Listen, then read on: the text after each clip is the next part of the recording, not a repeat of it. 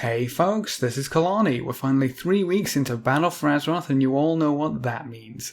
Or at least I hope you do. More content. This week opens up pretty much everything that's been locked behind closed doors for the last 3 weeks. We only had Mythic Dungeons, Island Expeditions and World Quests to keep us occupied, but now, oh boy, now there's a new raid tier, Mythic Plus Dungeons, World Bosses, Warfronts, and eventually we should get a PvP season when everything is cleaned up with these pesky loot and reward bugs, if that sort of thing tickles your fancy.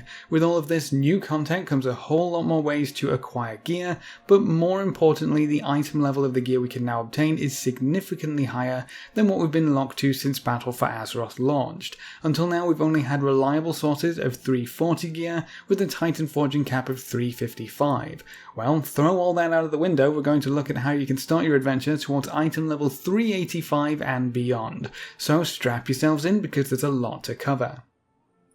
No matter what type of content you end up doing, as long as it's some good old-fashioned PvE, you're going to want to pick up your weekly Reroll Coins first. These can be found in the same building as your Transmog and Azerite reforging NPCs. There should be a third ethereal who deals in Coins of Fate.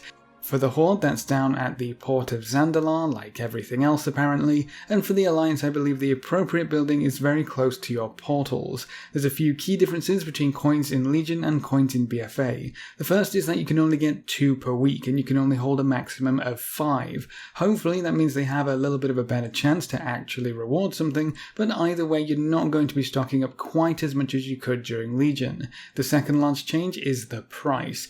They're pretty expensive this time around. To pay with gold, you'll have to fork over 2,000 gold for your first coin and 5,000 gold for your second coin. You can also use Marks of Honor, 10 for the first one and 25 for the second one, and the last currency you can purchase coins with is War Resources, 200 for the first coin and 500 for the second. Personally, I'll be spending gold every week simply because it's the most plentiful resource out of the 3, at least for me right now. You can reroll in raids and on world bosses as per usual, but you can also now reroll at the end of Mythic Plus Dungeons to try a look at an item from the entire dungeon's loot table, so even if you aren't raiding you still have a few options for your coins. As for where the loot comes from, let's break this down in order of what's easiest to get done each week and go from there. The easiest source of gear that you should try to take part in every week is the currently active World Boss. For North America, the lovely Yanadges over in Stormsong Valley popped up. Just look for the epic quality world quest and that should be a world boss. Killing most world bosses will give you a chance at some 355 loot, so it's definitely worth the 5 minutes it takes to join a group and slaughter the world boss. Who knows, you might get lucky and see some crazy Titan forges. Typically only one world boss will be up at a time, but Battle for Azeroth is a little special. There's a second world boss in Arathi Highlands, but it's not always going to be active. You'll need to control the Warfront to see your version of the world boss, and the Horde and the Alliance will trade the Warfront back and forth, so you're going to have to pay a little more attention for this one because you'll have a narrower window of opportunity to nab some easy loot. When your faction controls the Warfront, you can take a portal down to Arathi and take down the Lion's Roar, or Doomhowl depending on your faction.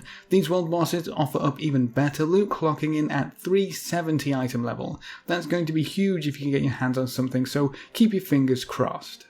But that's not all of the gearing opportunities that come from Warfronts. Taking part in the actual Warfront, you know, the scenario where you take 20 players and try to sack a little fortress full of NPCs, and the entire opposite faction is NPCs, and you're just kind of playing Warcraft 3 but in WoW, yeah, that can be pretty rewarding too. You can get a 370 piece of gear from a Warfronts quest, which I believe is a weekly reward, but that could have changed since beta. But that's at least one 370 piece for just doing a single Warfront. You can also get 340 gear for completing the Warfronts repeatedly, so it's an interesting alternative to running Mythic Dungeons. Personally, I'll run it for the 370 piece and the Transmog, but I think you could do way better for yourself if you're thinking of just spamming Warfronts for gear. One of the best places to gear up right now is Mythic Plus Dungeons. This is another system which has seen a few changes coming from Legion. The first is that every key you have is going to have at least one affix. Level 2 keys will now have Fortified or Tyrannical, making a plus 2 key in BFA way harder than it was in Legion, so be prepared for a challenge when you hop into Mythic Plus keys for the first time. Don't let me scare you off though, they're not too bad. Just don't expect to get a plus 15 done in the first week, you know. When you get into plus 10 keys, you'll start to see the infested affix. That one is going to be a whole lot of fun. But what about gear, Kelani? What about the shiny rewards? Okay, so Mythic Plus is a little hamstrung right now because of the silly Mythic raids. The maximum item level you can get from Mythic Plus dungeons right now is 355, and it caps out in +5 keys. So if you want to be super efficient about it, +5s are all you need to spam to try and gear up this week. Next week that's going to raise to a 370 cap from +10 dungeons, but seeing as the Mythic raids aren't available yet, I guess the dev team didn't want everyone and their mother to be able to kit themselves out in full 370 gear without raiding. That doesn't mean that you shouldn't try to push at least one key this week though. Next week's Mythic Plus cash is still going to be based on a maximum of +10 for all we know. So if you want that delicious 380 or 385 gear in your box on reset morning, you'll need to get a +10 key done at least once this week. That's probably going to be pretty painful, so I would try to gear up with a 355 gear in +5s as much as possible. If you're interested in seeing all of the key levels and gear rewards broken down, you can get 345 gear in +2 dungeons, 350 gear in +3 and +4 dungeons, 355 in +5 and +6 dungeons, and then starting next week, you'll see 360 gear in 7 dungeons, 365 in 8 and 9 dungeons, and then 370 gear in +10 dungeons. With half of the players on NA servers running around with bug keys, most chaps will probably get at least a +10 done. So what about the weekly Mythic cash? Is anything super different on that front? I'm glad you asked. So the weekly Mythic cash can now have up to 3 items inside. If you get a +10 done this week, that means you could get 380 pieces of loot at the start of next week. How bonkers is that? For the breakdown, a +2 key will give you 350 items in your chest, +3 will give 355, +4 is 360, +5 and 6 is 365, +7 and 8 are 370, +9 rewards 375, and a +10 will hit that magic number of item level 380 gear in your weekly Mythic cash. Now, there is something else that's a little bit weird about gearing up in Mythic Plus, which relates to the Mythic Plus weekly cash. You can't get any Azeroth armor from Mythic Plus dungeons at all, but you can get Azeroth armor from your weekly cash, except its item level doesn't follow along with the other pieces of gear. Azeroth gear has a very fixed item level, so you can only get 340, 355, 370 and 385 pieces of Azeroth armor in your weekly cash. You'll need to do a +4 key to get the 355s, a +7 key to get the 370s, and a +10 key to get the 385 Azeroth armor pieces. It's all a bit funky this time, so I figured I'd give you a big heads up.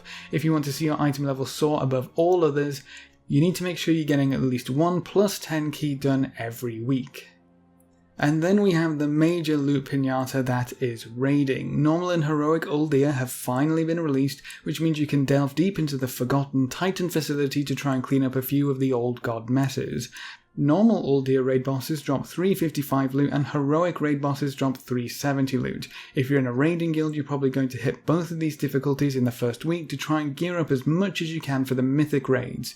It's really interesting not having any tier sets to go after this time. It seems like a lot of players just have their eyes set on powerful trinkets and specific Azeroth armor pieces, kind of like the Emerald Nightmare. Any extra gear is just a nice bonus at this point, but every item level helps towards our goal of 385 and above. Sadly, for the most part, that won't be attainable this week outside of some crazy streaks of lucky Titan Forges, or Blizzard just not removing all of the 380 and 385 pieces of gear people got in their cache this week. Apparently that's being addressed, so you'll be stuck waiting for the weekly reset again before you can pick up your well-earned weekly cache, as well as start to poke your head into mythic raiding. Mythic raids drop item level 385 gear and will still be the most reliable source of the highest item level gear available in the game. Your weekly cache will supplement that gear quite nicely, but it's going to take you a while to break the 380 mark if you aren't mythic raiding. Thankfully, Uldir looks like a lot of fun, so at least we should be well entertained as we grind our faces into the bosses one after another. The last thing I wanted to touch on really quick is the Titan Forge cap. Until now we were limited to item level 355 Titan Forges. Well, now that's been raised to item level 400 I believe, so even if you're running just Mythic Dungeons, if you can get incredibly lucky, you might just see that magical item level 400 piece of gear, maybe even with a socket. So running through dungeon after dungeon might seem like a slog, but it could all be worth it in the end. From here it's just a slow gearing process until the next raid tier comes out, which will probably take us up to something silly like 430 item level. I guess we'll see how much power creep the dev wants to introduce in this expansion. I hope you all have a wonderful time in the new raid and in Mythic Plus dungeons. I'll keep my fingers crossed for some shiny loot for all of us.